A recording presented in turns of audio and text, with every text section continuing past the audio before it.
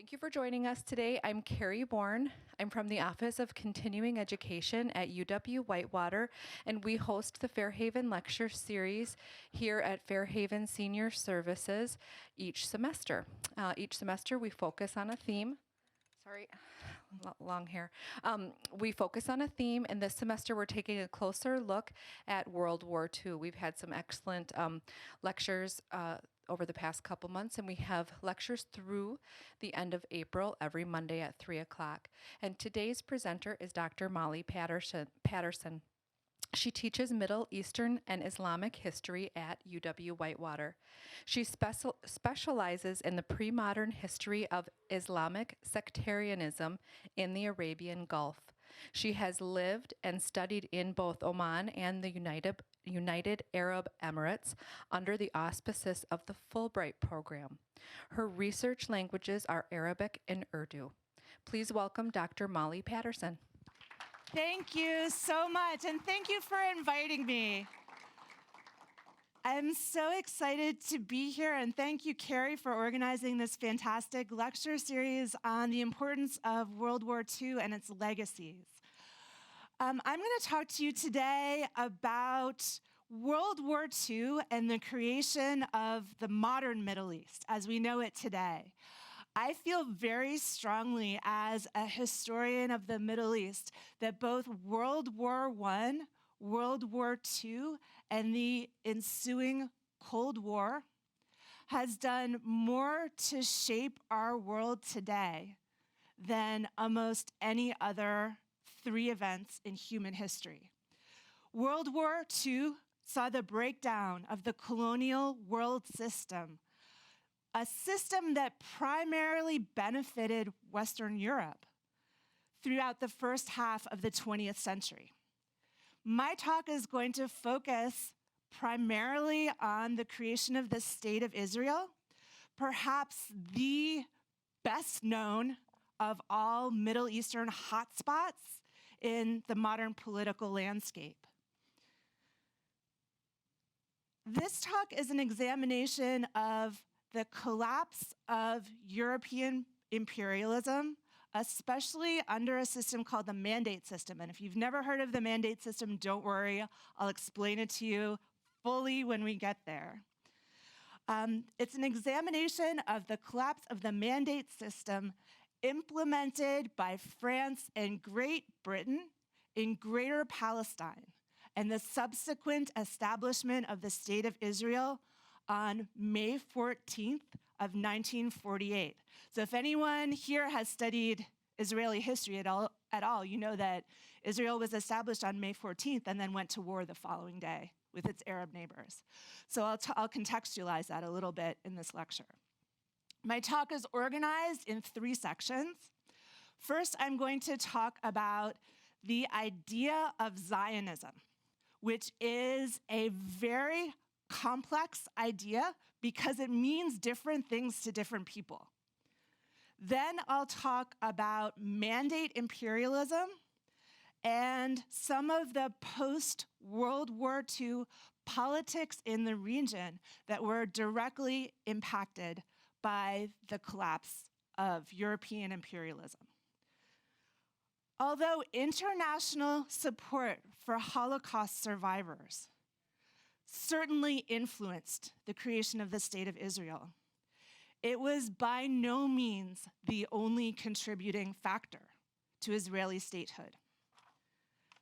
Many people, I think rightly so, have very strong emotions about Israel and Palestine. My intention as a historian is to present a compassionate, objective, and informed approach to this very sensitive topic. The goal of my talk is not to debate the legitimacy of either Israel or Palestine, nor is it to pass judgment on the nuances of any particular political or religious ideology.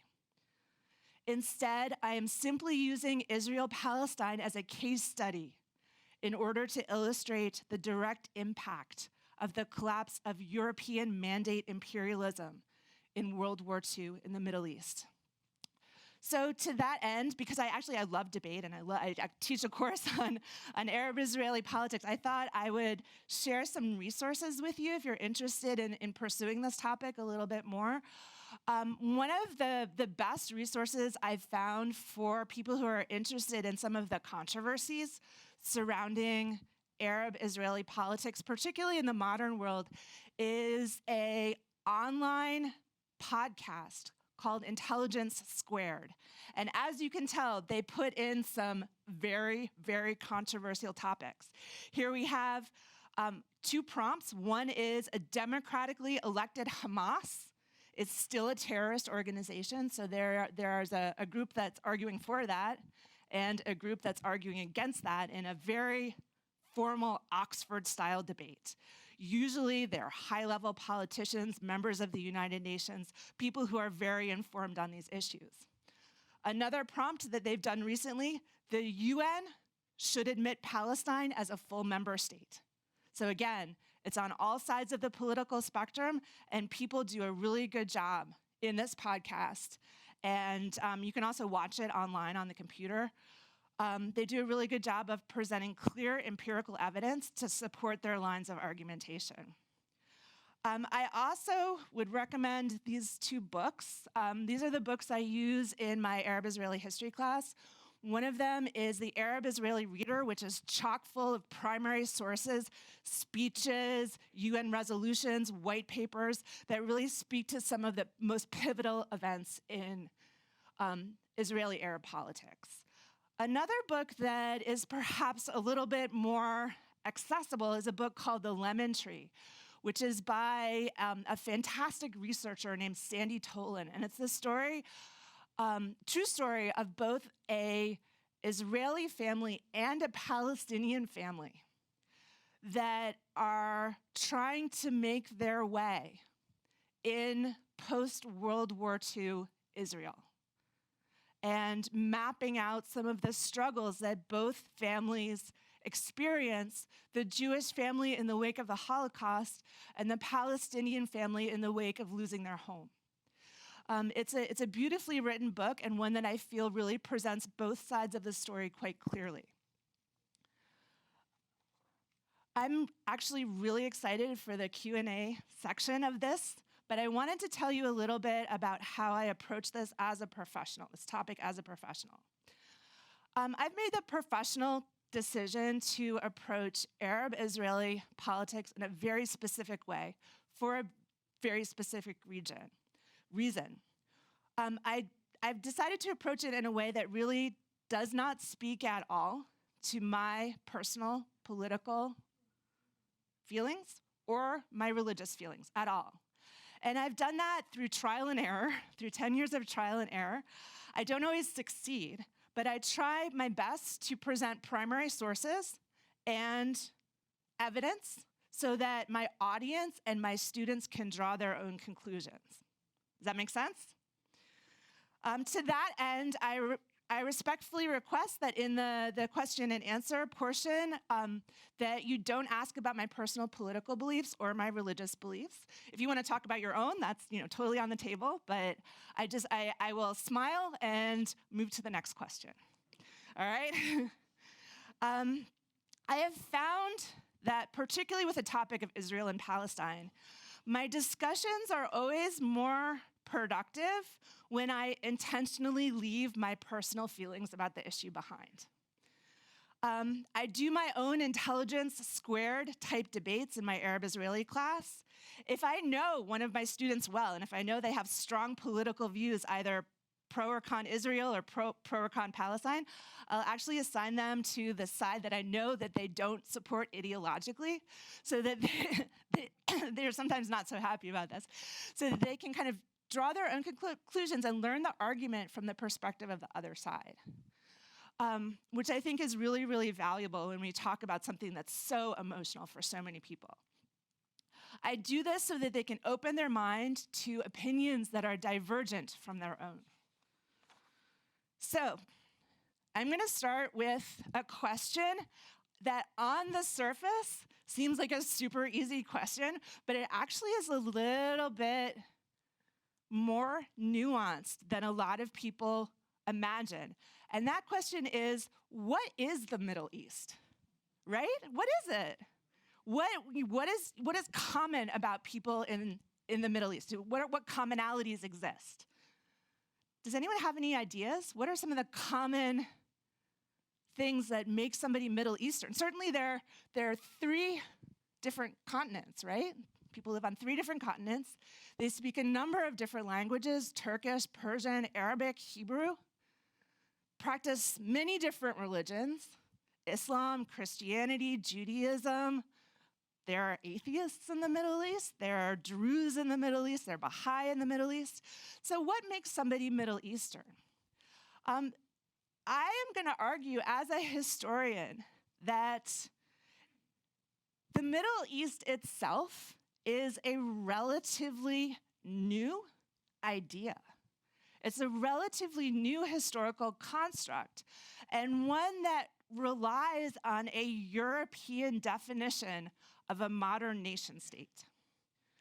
It's really important to recognize that throughout most of its history, people that we now call Middle Eastern people didn't define themselves as citizens of Syria or Egypt or Lebanon. They defined themselves according to their religious beliefs, their language, or their family or ethnic group.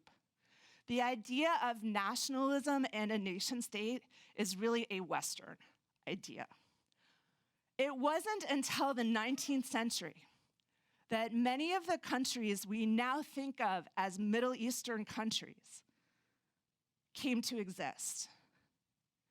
The borders in countries like Syria, Jordan, Lebanon, and Egypt were drawn for them in a British Foreign Service office in the middle of the 19th century. So, you have been talking about World War II in this lecture series. During World War II, the system of imperialism that we see in the Middle East, primarily British and French imperialism, begins to break down. Obviously, Great Britain and France in World War II suffered from tremendous damage to their infrastructure. Many lives were lost. The idea of controlling an imperial territory overseas was a real stretch for the British and the French, who had already suffered the losses of both World War I and World War II. So to commit the number of people and troops to administer a colonial territory would have been both costly in terms of human life and costly in terms of financial burden. So during World War I and World War II, the whole imperial system had to be reevaluated, not only from the perspective of Great Britain and France, but from the perspective of the people of the Middle East as well. So pretend that you are a king or a queen of a Middle Eastern country towards the end of World War II. You have some pretty weighty decisions to make about your own country. Are you going to follow your imperialist? Are you going to maintain your connection with your imperialist power? Are you going to rebel against your imperialist? Or are you simply going to wait it out and see what happens? Most Middle Eastern countries in World War II made the decision to wait it out and see what happens. Now, it gets complicated when the Cold War hits in 1945, right? Because now there's even more decisions to make. Are you going to be a first world country? Are you going to be allied with the United States and its allies?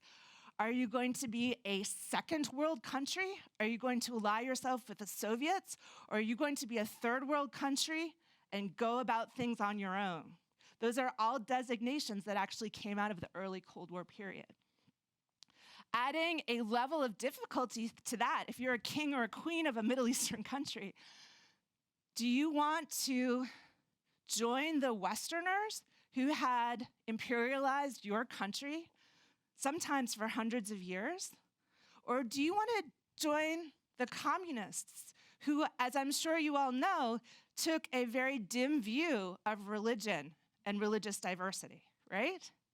So for religious people in the Middle East, this was a very difficult decision to make. So I'm going to turn now to the idea of Zionism and how did Zionism kind of play into this picture of how Middle Eastern countries, and particularly the state of Israel, began to define itself in the light of World War II politics. As I mentioned before, Zionism is a tricky term because it means different things to different people. And I thought I'd break it down in a three-part way. So first I'm going to start about talking about how Zionism is actually a religious term. So this is religious Zionism, one form of Zionism, religious Zionism that is deeply tied to both Jewish and Christian belief in God's covenant. This is probably illustrated to my eye best in Psalm 137 from the book of Psalms. If you're not familiar with this psalm, you'll probably recognize it. By the rivers of Babylon, there we sat and wept as we thought of Zion. There on the poplars we hung our harps, for our captors asked us for songs, our tormentors for amusement. Sing us one of the songs of Zion. How can we sing a song of the Lord on alien soil? If I forget thee, O Jerusalem, let my right hand wither. Let my tongue stick to the roof of my mouth if I cease to think of you. If I do not keep Jerusalem in my memory, even at my happiest hour. Remember, O Lord, against the Edomites, the day Jerusalem fell, how they cried, strip her to her very foundations. Fair Babylon, you predator, a blessing on him who repays you in kind for what you have inflicted on us. A blessing on him who seizes your babies and dashes them against the rocks. So this is the idea that Jerusalem and the surrounding territory was promised to the Jewish people in a covenant that was given to them by God, and it is an unassailable covenant. So I would describe this as religious or Orthodox Zionism. The word Zion itself comes from the name of a hill that is right outside of Jerusalem. There are also other forms of Zionism. So I'm going to just skip the next slide. It just sort of depicts my psalm that I just read to you. But I see that, as always, I'm talking more than I thought I would. So I want to make sure that I get to all of my points. The second form of Zionism I would call secular Zionism. And secular Zionism I describe to my students simply as the idea that Jewish people need a safe place to live, work, and raise their families, particularly in light of the rising tide of European anti-Semitism that really originated in the Middle Ages and started to re-emerge and rear its ugly head in the 19th century. You see Jewish visionaries like Theodor Herzl, who himself was not particularly religious. He was culturally Jewish, but he was much more of a secular, he had many more secular ideas about Judaism, start to argue that Jewish people needed a homeland. He called the first Zionist Congress in Basel, Switzerland. And there was a real debate about where this Jewish homeland should be. Should it be in Alaska? Should it be in Uganda? And finally, this idea of Israel started to resonate more and more, and again, because of its religious connection to Judaism and to God's covenant. Now, the last part of my definition of Zionism, so we have religious Zionism. People feel pretty comfortable with that. We have secular Zionism, which is the Zionism of people like Theodor Herzl, who were arguing that Jewish people needed a safe homeland, right? Even before World War I, he was arguing this. The last idea of Zionism is probably the most controversial one. The last idea of Zionism is the idea of Zionism as a form of apartheid. This is a form of Zionism that most Palestinians take, and most people who support the Palestinian cause take this idea that, in fact, Zionism is simply another form of European imperialism, and that it was an illegal seizure of land. It is a separate but unequal system in this perspective, this last perspective. Just to give you a little bit of background if you're not familiar with it, the United Nations drew up a partition plan in 1947 that designated Palestinian and Jewish land within the modern state of Israel. Now, this particular partition plan has not always been followed to the letter of the law, and a lot of controversies about settlements have arisen from people debating the subtleties of this particular plan. So now we have three forms of Zionism, right? We have religious Zionism, we have secular or sort of practical Zionism, and we have the perspective of Zionism as a form of separate but unequal land use for Israelis and Palestinians, not unlike the Jim Crow laws in the United States, right? So I want to move now to the second part of my talk and really point out this idea that Jewish migration to Israel was not simply a post-Holocaust phenomenon. There were aliyahs. Aliyah is a Hebrew word that means to go up. It's also an Arabic word meaning the same thing. Hebrew and Arabic are both Semitic languages with a lot of commonalities.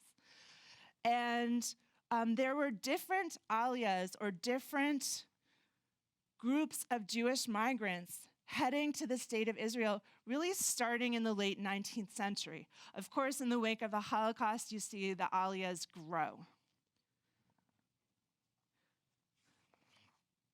So I was lucky enough to get some funding from my university to do some primary source research at the British Library, which is an amazing institution. If anyone's ever been there or has the opportunity to go there, I would highly recommend it, especially if you're a book nerd like myself.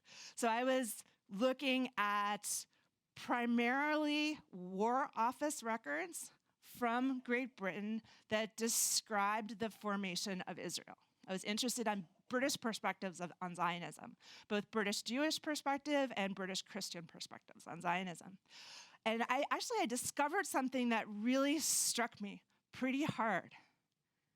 The British weren't all that interested in Israel in World War II.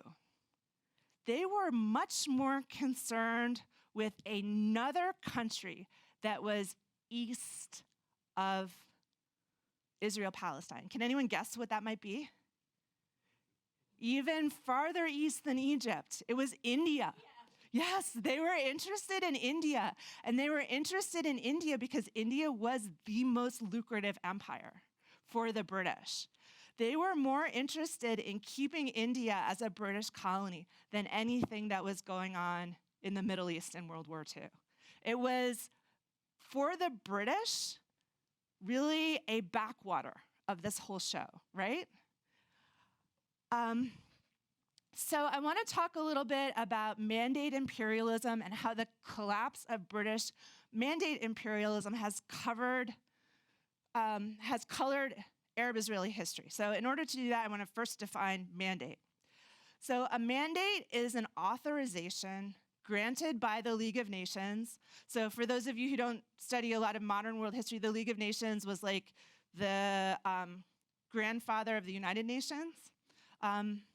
It didn't have a standing army like the United Nations, but it was an international peacekeeping organization that was established after World War I. A mandate is an authorization granted by the League of Nations to a member nation to govern either former German or Turkish territory. So in World War I, Germany lost a lot of their colonies overseas, and so did Turkey. In fact, the Turkish Empire, the Ottoman Empire completely fell apart in the 1920s. And the British and French charged themselves with organizing former Ottoman territory and organizing former British territory. Following the defeat of Germany and Ottoman Turkey in World War I, British, Asian, and African possessions were judged not ready to govern themselves and were distributed amongst the victorious Allied powers under the authority of Article 22 of the Covenant of the League of Nations. The mandate system was a compromise between the Allies' wish to retain former German and Turkish colonies and their pre-armistice declarations. Mandates were divided into 3 groups based on their geographical location. Class A mandates were former Turkish provinces in Iraq, Syria, Lebanon, and Palestine. These territories were considered sufficiently advanced in the perception of the British and the French to work towards independence, and the goal was that they would be fully free by 1949. They'd be fully independent by 1949. Class B mandates consisted of former German-ruled territory in Africa, in places like Namibia, and in Asia, in places like Samoa. So in 1922, the League of Nations entrusted Great Britain with administering these Class A mandates and guiding them towards independence. Now, I'm going to talk about 3 treaties, and when I say the word treaties to my students, a lot of them close their eyes and put their head on their desk, all right? But I actually think these treaties are really important, and they do a lot to explain why there is so much friction today in Israel. And I'm super lucky because these treaties are actually, one is in 1915, one is in 1916, and one is in 1917. So I'll start with the 1915 one. To add another level of ease to that, you can kind of tell who's who in these treaties by looking at the names. So one of these guys is British, and one of them is an Arab. You can probably figure out which is which. The Hussein-McMahon Treaty was a treaty in World War I that was made between the British under the auspices of Mr. McMahon and King Hussein of Arabia. If anyone's ever seen Lawrence of Arabia, this is what Lawrence of Arabia is about. The British promised Jerusalem and the surrounding territory to King Hussein in the 1915 Hussein-McMahon Treaty. So I'll say that again. The British promised Jerusalem and the surrounding territory to King Hussein and the Arabs in 1915. In return, the Arabs promised the British that they would drive the Ottomans out of Arabia. So this was a treaty. The British would give the Arabs Jerusalem and the surrounding territory. And again, remember, the British didn't really care all that much about the administration of Jerusalem. They were more interested in India in both World War I and World War II. And in return, the Arabs would drive the Ottomans out of Arabia. So has anyone seen Lawrence of Arabia here? Yeah, sure. King Hussein was successful, right? He actually did that. He drove the Ottomans out of Arabia. The very next year, Mr. Sykes and Mr. Pico, one is French, one is British. You can guess who is who, right? Mr. Sykes, Mr. Pico, made a treaty to divide up the Middle East into joint British and French mandates. So British and French zones of control. Do you think they got on the telephone and called King Hussein and told them what they were doing? No? No, they didn't. They didn't. So the Sykes-Picot Treaty is a year after Hussein McMahon. And the Sykes-Picot Treaty really divides most of what we now think of as the Near East, the Fertile Crescent area, into joint British and French mandates. Now, the very next year, we have the Balfour Declaration. So 1915, we have Hussein McMahon. 1916, we have Sykes-Picot. 1917, we have Balfour. Now, Balfour was inspired by our friend Theodor Herzl, who is rightly pointing out that Jewish communities in Europe were facing a rising tide of anti-Semitism. There were some pretty ugly ideas about Judaism and the Jewish population of Europe that were emerging in the popular press. And Herzl and Jewish visionaries like the Rothschilds were calling for the creation of the state of Israel. And Lord Balfour did promise that Israel and the surrounding territory would go to European Jews. So now we have the same little tiny piece of land, promised to who? The Arabs, the French, the British, right? And European Jewish people. There's also a fifth group of people who are directly involved in this, which are the Palestinians who are already living there, right? So what is this a recipe for? Trouble. Is this a religious conflict, though, or is it a conflict over land? I mean, we very often, and I think one of the reasons why the Arab-Israeli struggle is so emotional for so many people is that it's couched in religious terms, and people feel very strongly about their religions. Most Americans are religious in one way or another, and people really see this as a religious struggle. And Jerusalem, of course, is a sacred city to all three major Abrahamic traditions. It's a sacred city to Islam, to Christianity, and to Judaism. But at the roots of this, we see military struggles, we see broken treaties, and we see the failure of the mandate system come to a head in World War II. Now, I want to talk a little bit in my last few minutes about Cold War power politics beginning right after World War II and how the struggle for Israel has been colored by the Cold War system. While Cold War rivalry between the United States and the Soviet Union is frequently thought about in terms of proxy wars, particularly in places like Vietnam and Afghanistan, and subsequent Soviet and American interventions, the Middle East was an equally important theater of the Cold War. I would argue actually starting during World War II. I actually think the Cold War didn't officially start in 1945. I think it was rooted for sure in World War II and some of the failed diplomacy between the United States and the Soviet Union, even though they were ostensibly fighting on the same side. Between 1945 and 1991, the Middle East really functioned as a battleground for resources and strategic alliances. And this fact has enormous consequences for us as modern people. Nowhere has the impact of the Cold War been more profound or more pervasive than in the newly independent state of Israel.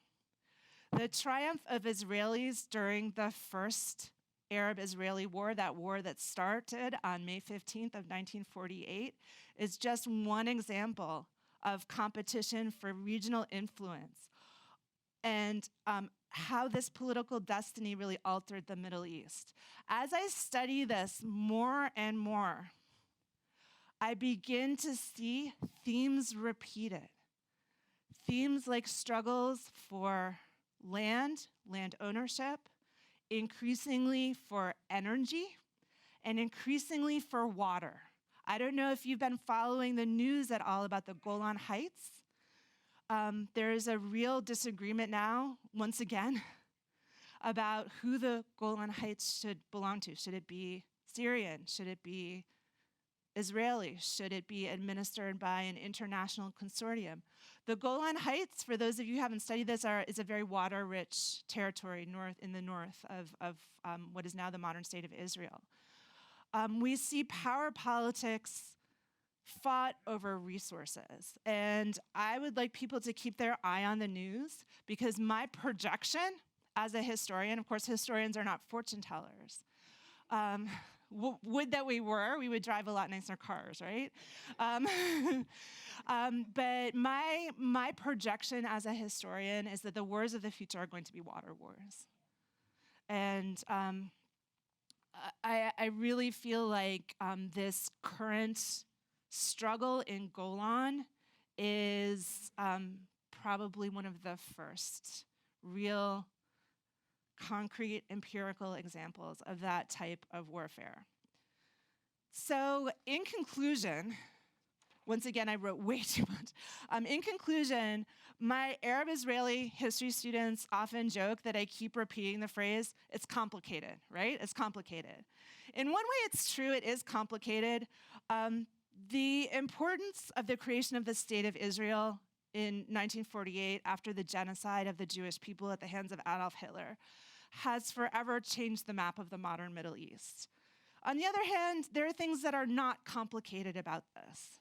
There is nothing particularly opaque or mysterious about mid-20th century Israeli-Palestinian power politics. We see that the British had a major hand in the development of regional instability that came to a head during World War II. They grossly underestimated the importance that the creation of Israel would have to the modern Middle East. In addition, there was little attention paid during World War II to some of the most important security issues in the Near East, especially land and water rights. As we see today in the current question over the Golan Heights, which is a water-rich strip of land, politics and religion are again manipulated by politicians on all sides for the purpose of guarding essential resources, and people's deeply felt and emotional religious beliefs are used against them from all sides. So I wish I could have a more cheerful conclusion, but it's not a cheerful topic, and I would really like to hear how you guys feel about this, and to answer, if I can, any questions you might have. And I know you're going to pass the microphone around a little bit. Yeah, we can take questions now. Okay, let me come to the front here just a sec.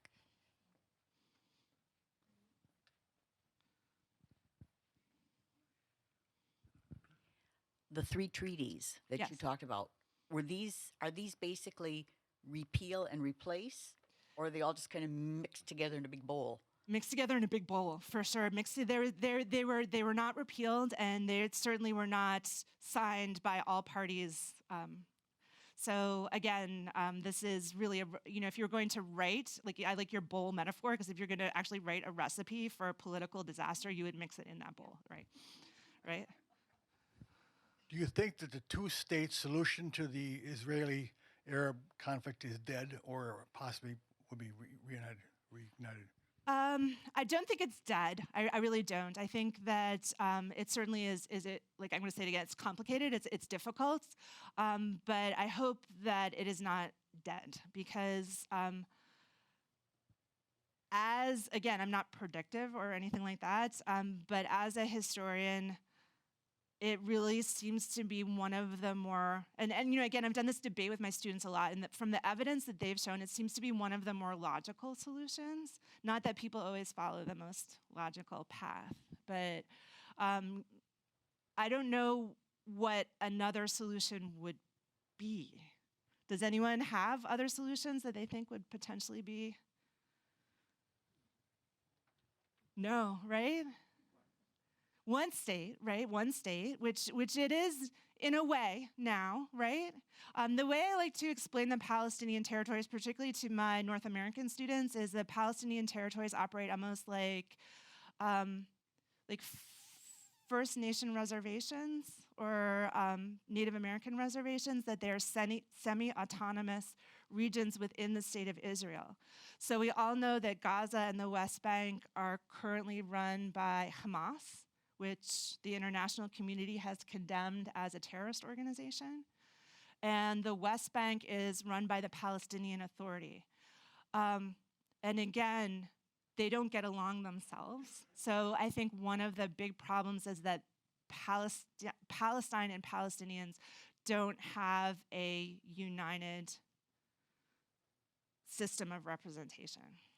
I was really struck. I went to Jordan a couple years ago, and there are still Palestinian refugee camps in the Jordan Valley. A lot. And there's still people who are wearing keys to houses that don't even exist anymore. So, I mean, these are deep-rooted historical scars. And one of the saddest things about this whole struggle, to my eye, and I said I wouldn't get political, but here I am getting political, is that both sides have a point, right? So you can understand, if you listen to them carefully, you can understand both arguments. And I don't know how that is going to be resolved.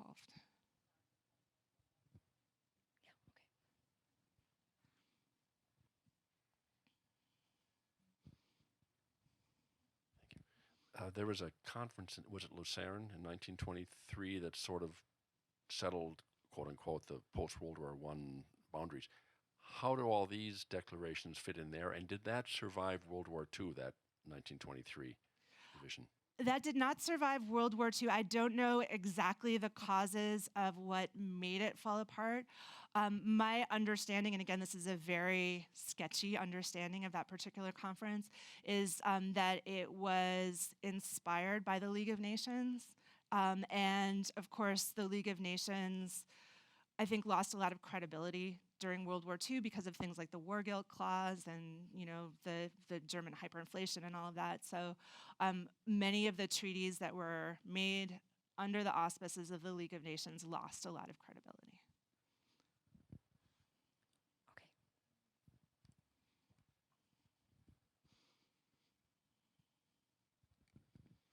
I just saw recently where another 4,000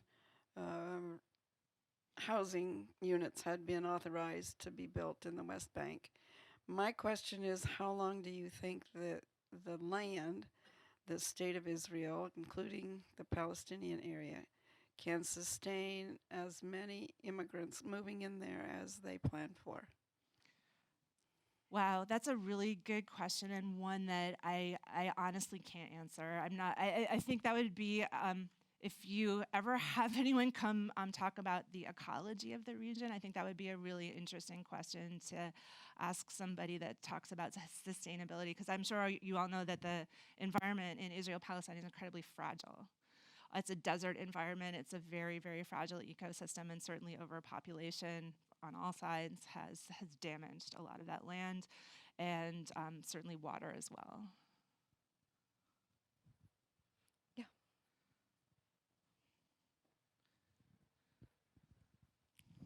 Since most of the countries in the Middle East are Arab, you didn't speak much of Arab unity or the Arab League and how that influenced the development of the Middle East. So many of the countries in the Middle East, and Arab is simply somebody who speaks Arabic as their first language. So the Arab League was a organization that actually was established after World War I that really tried to unite Arab countries in the Middle East. Again, think of how new many of those countries were, and how countries like Egypt, countries like Syria, countries like Jordan, and countries like Lebanon had not even articulated their political identity after World War I, and certainly well into World War II. They hadn't decided, are we going to be a democracy? Are we going to be a monarchy? Are we going to be a theocracy? Are we going to be communist? Are we going to be democratic? These were debates that were going on in each one of these countries. And I think as a result of that particular phenomenon during World War I and World War II, there was a lot of disunity between the Arab countries. Particularly between countries like Egypt and Jordan, who took a very, very different view of nascent Cold War power politics. So the idea of a united Arab front becomes almost untenable. And historians will talk about pan-Arab nationalism. So you're really talking about a linguistic group. You're talking about Jewish people, because there are Jewish Arabs. You're talking about Christian Arabs. You're talking about Muslim Arabs trying to come up with their own national identity. And very often there's strong opposition from pan-Islamism, which is a whole different group of people who are using a religion in order to forge their own national identity. So you see a real struggle between pan-Arab nationalism, I would say, represented by people like Nasser in Egypt, versus pan-Islamic nationalism represented by one of the primary ideologues of the Muslim Brotherhood, Said Qutb. So Arab unity becomes a pipe dream after World War II. I hope that answered your question. So did you have your hand up? I'm gonna go here and then over here. You were explaining that the boundaries of countries was set primarily by European powers. To what extent do you think the leaders of these nations today buy into those separations? Do you think they want to change them or accepting them? I lived in the United Arab Emirates for a year, and they were United Arab Emirates, Oman, and Saudi Arabia were still fighting over the same oasis that they had fought over during World War II, if that answers your question. The boundaries are not accepted. And again, think if somebody drew a line through Wisconsin and you couldn't visit your aunt and uncle, right? And there are certain communities that were split off from one another, it's going to cause a lot of friction. It's going to cause difficulties. And most of the territories had seen themselves, like I said, they'd seen themselves as Ottoman citizens for so long that to think of yourself as a Syrian nationalist becomes a new identity. Nationalism today is very strong.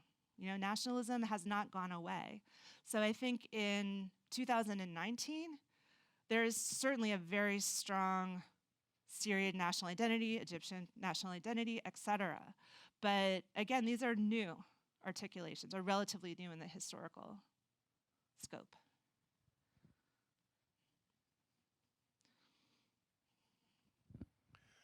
I have a question about demographics. Sure. If my memory serves correctly, about 20% of the population of Israel is Arab. Mm-hmm. And the growth of the settlements is gradually turning Judea and Samaria into essentially a de facto part of Israel as well. Correct. So you don't have to be a real good prophet to see that Jews will soon be a minority in the state of Israel.